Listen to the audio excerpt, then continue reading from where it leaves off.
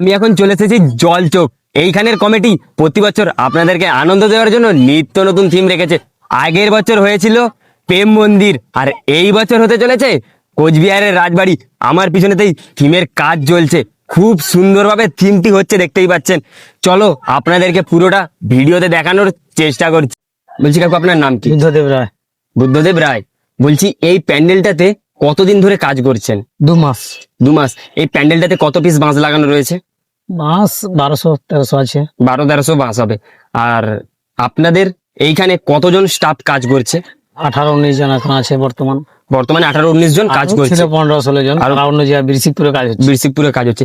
ওইখানে এবছর কি থিম রয়েছে? ওখানে বৃশ্চিকপুরে চুড়ির প্যান্ডেল হচ্ছে। চুড়ির প্যান্ডেল। ও, আর আপনাদের এইখানেতে কবে ওপেনিং রয়েছে প্যান্ডেলটি? মানে শুরু উদ্বোধন উদ্বোধন কবে রয়েছে? চতুর্থী। চতুর্থীতে। সবের ভিতরে আরো কাজ চলছে, ভিতরে ঢুকো। প্যান্ডেলের যাতায়াতের রাস্তা রয়েছে পুরো উপর থেকে নিচে অব্দি, কতটা রাস্তা রয়েছে চলো আপনাদেরকে দেখাই। কাকু, আপনার নাম কি? সুব্রত মাই। সুব্রত মাইতি। প্যান্ডেলের দৈর্ঘ্য কত রয়েছে? 150 ফুট।